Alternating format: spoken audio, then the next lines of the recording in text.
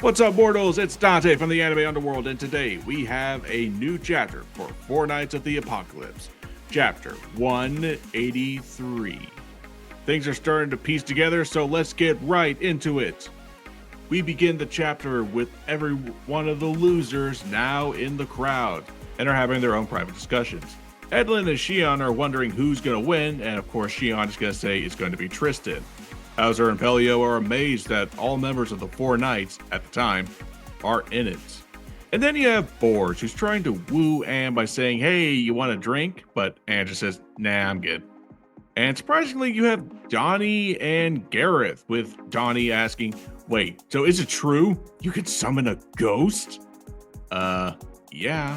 While that's going on, every one of the winners from the previous rounds are gathered up and are preparing for the next battle. Percival is as chipper as ever, and he's getting ready for the next fight, even doing a very questionable exercise with Nacients, which I don't think they enjoy that well. Meanwhile, Isolde is watching Isolde dress Tristan in his new armor, who is apparently not able to, do it himself, which is kind of sad. And we get to see Tristan wearing the armor that Isolde's father wore when he was younger. It's a bit big for him, but let's face it, buddy, it's gonna have to do. And yeah, this is some good drip. It looks really well on him. She admits this too, but she catches the corner of her eye and sees Isolde admiring the handiwork herself. She turns away, but Tristan politely goes over to say, let's make this a good match today, huh, Isolde?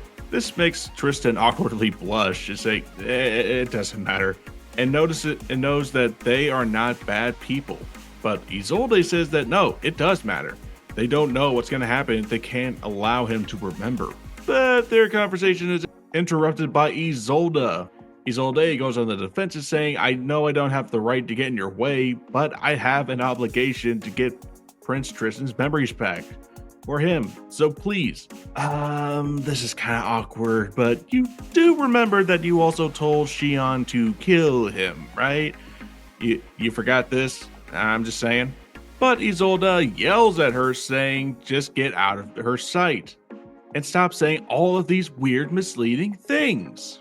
Lady, I can smell the gas that you're trying to lit right here for the poor guy. And quite frankly, it's making me mad.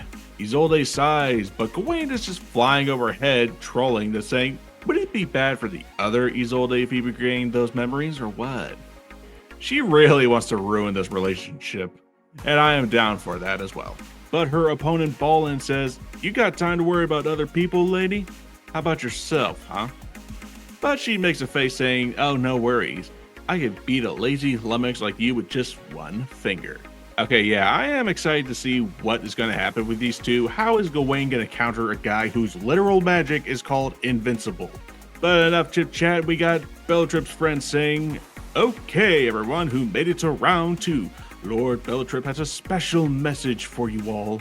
Walking in with an aura like no other, we have the Green Knight introducing himself, saying, my elites who crawled from the trash heap. Well done making it here. I love that his little friend in the background is just spreading petals. Like, I just noticed this right now, and it's so funny. Everyone is in shock and awe of Bellatrip. Such an imposing figure. Some are in shock, others are in anger, especially Bolin. Bellatrip says, I'm liking the looks of all your faces. You all fought brilliantly the previous day, and I expect you all to enthrall us all the more ever as you fight today. But something catches his eye. He turns over to Isolde. He wonders why there is a non-fighter in this group, but Tristan says that, yes, she's my escort, you see. I'm sorry, what? Hooker? Escort. But Isolde says, did you forget about me, Lord Bellatrip? Which catches everyone's attention with Bellatrip saying, I don't know you. Have we ever met? But she says that, really? You don't recall, even after seeing this armor? This makes him furious, yelling, how dare some random girl act so flippant with me? Speak to me again, and it'll be off with your head. But then we see it. Isolde looking sad, and she whispers under her breath, Father. Okay, that theory is right. So yes, Bellatrip is Isolde's father. And oh man, we got another victim from Arthur and his magic. We have Diodora, we had Ironside's wife, and now we have Isolde, the forgotten daughter of Bellatrip. Oh boy. Bellatrip and 𝐾𝐵 enter the arena with the crowd cheering that it's Lord Bellatrip, someone's coming out, all hail the Green Knight, etc., etc. Bellatrip asks his friend, who do you think that girl was? It's a good question. I have no idea myself. Well, she certainly spoke like she knew me.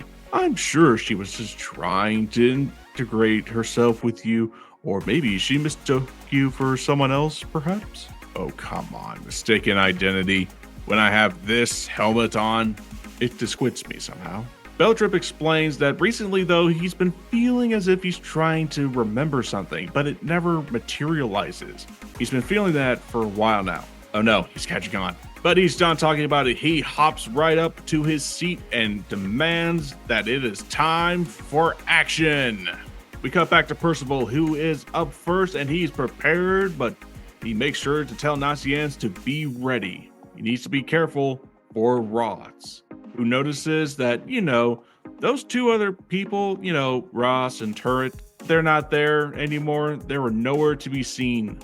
They wonder what could have happened to them, but let's take a minute to notice that Diodora is wearing Roth's clothes. But that's just creepy. Like, I know he had to wear something, but seriously? Oh boy. And yeah, Diodora, he was perky and chipper the other day, but now he's just down to the dumps. He's like a completely different person. We cut back to the arena with 𝐾𝐵 announcing, "Ladies and gentlemen, at long last, the time has come. We're about to kick off day 2 of the 𝐸𝐴𝐻 Gladiator Festival." The crowds cheer. "Come on, mysterious package." I'm guessing he bet on him because he hates Percival for stealing Anne. Can you blame him? But she says, "Just cheer for Percival, please." Gareth saying, "If he loses, I'll make him pay for it." And then you got Pelio saying, "Funny to think he's the little guy in that mask." I'm guessing he's talking about Dubs. And honestly, can you blame him? A giant that small? But before they go onto the stage, Dubs says that he has something for Percival. The promised item. He just pulls it under his shirt. That's very weird. It's still very weird. And says that it's all yours. Bellatrip and 𝐾𝐵 notice that he's handing him an item and wonders what could it be. But Bellatrip says that masked man, I wonder. Oh no. But we're going to worry about that later because we finally see it. Percival's new sacred treasure. The Force Circular. What? Oh, come on. You couldn't have thought of a better name, 𝐸𝐵𝐴. Seriously? Why not the sacred treasure? The Spirit Blade. Now that would be a great name. But still, like I said in previous videos, the shape of the sword is something to get used to, and I just now noticed that the hilt has the Percival head. Jeez, this is the second time this arc that we've seen Percival's head as a weapon. But we'll just have to see what this sword is capable of, knowing Dubs has probably got some sort of supernatural ability for a life spirit. Dubs gives him some details, but you'll have to size up its capabilities for yourself. It's too unique of a weapon for me to be able to test it out. And now, the first match of Block A. Percival and Dubs now square up in the arena.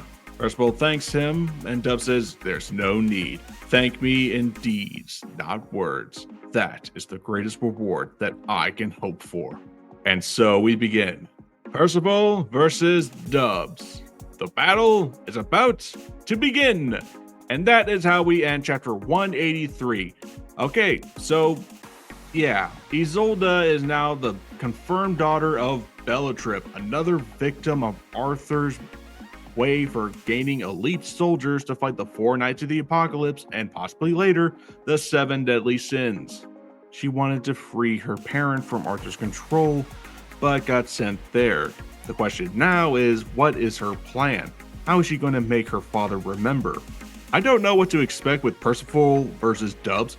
Percival does need to test out his weapons, so Dubs is going to have to find out a way to be on the defensive, and this could be a good time for Dubs to have more magical items that he made, or maybe, just maybe, we find out that Dubs could have his own unique version of creation magic. The giants are known for controlling the earth and its metals, even precious minerals. But Dubs is very different. He's a lot smaller than normal giants. Contrast to Droll, the king of the giants, who was also abnormal, but had a superior version of creation magic.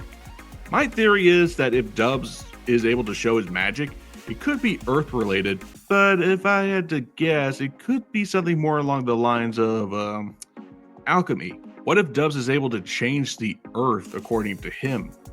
He changes a simple rock to something like a specific kind of metal, but enchanted with unique properties.